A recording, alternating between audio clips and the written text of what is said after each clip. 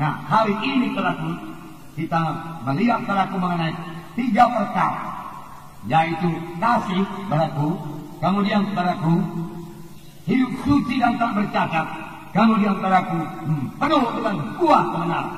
3 perkara.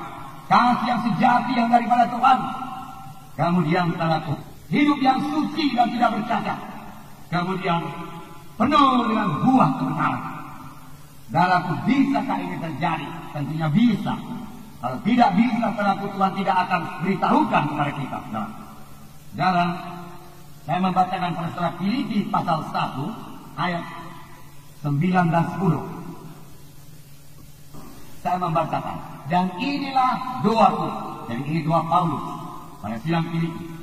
Semoga kasihmu makin melimpah dalam pengetahuan yang benar dan dalam segala macam pengertian. Jadi dikatakan kasihmu makin melimpah, makin bertambah-tambah dalam segala macam pengetahuan yang benar dan segala macam pengertian.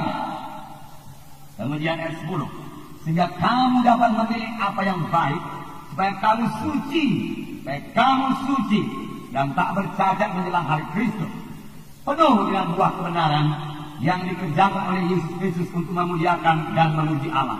Penuh dengan buah kebenaran yang dikerjakan oleh Yesus. Amin, saudaraku. Jadi Yesus yang mengerjakan ini semua di dalam kita. Nah, yang pertama, saudaraku, dikatakan, saudaraku, kasih. Kamu bertumbuh dalam kasih yang mengenal kebenaran, dia katakan, sehingga kamu dapat membedakan mana yang baik, mana yang jahat. Saudaraku, inilah kasih Tuhan. Firman Tuhan berkata bahwasanya kasih Tuhan ini luar biasa. Luar biasa. Di dalam buku Efesus pasal 3 ayat 18-19. Inilah dia kasih Tuhan yang diberikan kepada kita, yang boleh kita nikmati. Patut kita bersyukur kepada Tuhan buat kasihnya yang luar biasa. Puji Tuhan, saudara. Tuhan begitu baik. Efesus 3:18. Aku berdoa supaya kamu bersama-sama dengan segala orang kudus dapat memahami betapa lebarnya dan panjangnya dan tingginya dan dalamnya kasih Kristus, dan dapat mengenal kasih itu sekalipun ia melampaui segala pengetahuan. Aku berdoa supaya kamu dipenuhi dalam seluruh kepenuhan Allah. Paulus berdoa, biarlah kamu mengenal begitulah besarnya kasih Yesus, melebihi akalmu. Terlalu tinggi, terlalu dalam, terlalu lebar, terlalu panjang, tidak bisa kamu ukur. Itu melebihi akalmu. Kasih Allah sangat besar. Biarlah pada hari ini kita tidak membatasi kasih Tuhan tersebut. Bagaimana membatasi kasih Tuhan tersebut? Kalau kita berkata dosaku terlalu besar, Tuhan tidak akan mengampuni dosaku. Ini sudah hukuman bagiku. Karena berkata, saudaraku, firman Tuhan berkata, walau dosamu merah patma sekalipun jadi putih seperti salju, firman Tuhan berkata, Tuhan datang untuk mengampuni dosa yang besar sekalipun, saudaraku, bisa disucikan oleh darah Yesus. Sepanjang orang itu mengambil keputusan yang tegas untuk bertobat, saudaraku. Tapi kalau orang itu sendiri tidak berniat untuk bertobat, saudaraku, dan mau terus hidup dalam dosanya, dan dia mengandalkan kasih Tuhan yang berkata, kasih Tuhan begitu panjang, lebar, dan dalam, dia tidak akan membiarkan aku ke neraka, maka dia sudah salah pengertian, salah perkiraan. Saudaraku, memang kasih Tuhan begitu besar, saudaraku, tetapi Tuhan membenci dosa, saudaraku. Alangkah kasihnya Tuhan kepada Adam dan Hawa, manusia ciptaan Tuhan yang pertama, di mana Tuhan sendiri menikmati persekutuan dengan dia, dan Tuhan datang dengan taman Eden. Adam dan Hawa menjemputkan dia, berkata kepada Hawa, saudaraku, oh alangkah indahnya, saudaraku. Hawa juga menikmati persekutuan dengan Tuhan, Adam juga menikmati persekutuan dengan Tuhan. Tuhan sendiri menikmati persekutuan dengan Adam dan Hawa, termasuk menikmati persekutuan dengan saudara dan saya. Amin, saudaraku. Tetapi apa yang terjadi? Pada waktu Adam dan Hawa jatuh kepada dosa, Tuhan hukum mereka. Luar biasa hukuman Tuhan. Diusir daripada taman Eden. Bahkan dikatakan lagi dosa ini akan jadi kepadamu. Dia katakan, aku akan menambah susah payah pada waktu kamu melahirkan. Dia katakan dan lain sebagainya. Saudaraku, saudara, itulah dia Tuhan yang maha kasih, maha penyayang, maha pengampun.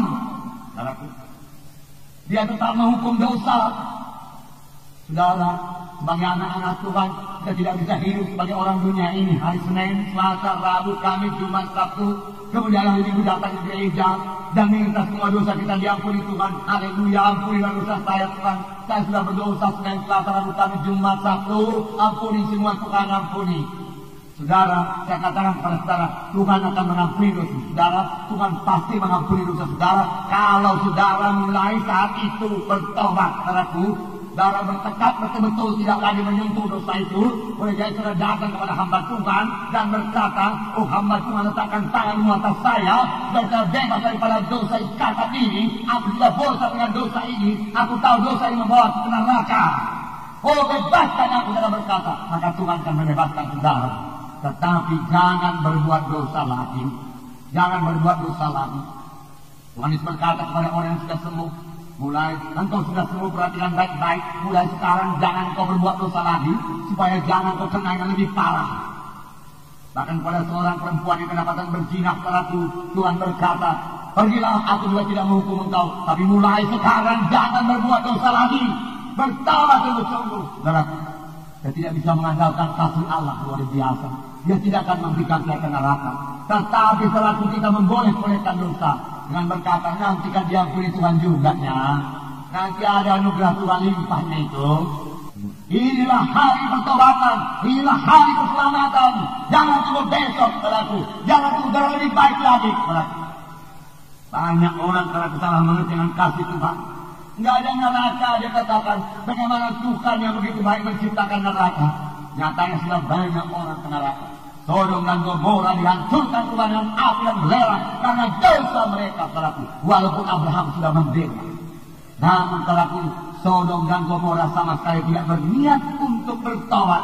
Bahkan dia menikmati dosanya, saudaraku. Dan sangat ingin melaksanakan dosanya itu, saudaraku. Tuhan harus menghukum dosa.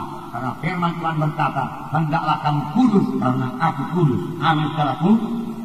Jadi saudaraku, jangan salah mengerti kasih Tuhan yang luar biasa. Memang betul firman Tuhan berkata, karena demikian Allah mengasihi isi dunia ini, termasuk saudara dan saya dan seluruh manusia ini, sehingga diberikannya anak yang tunggal, supaya barang siapa yang percaya kepadanya, barang siapa yang percaya artinya saudaraku, berbalik, bertobat, meninggalkan dosa, datang kepada Yesus. Meninggalkan semua dosa, datang kepada Yesus. Tidak binasa, mereka beroleh hidup yang kekal. Amin, saudara. Haleluya. Puji Tuhan, saudara.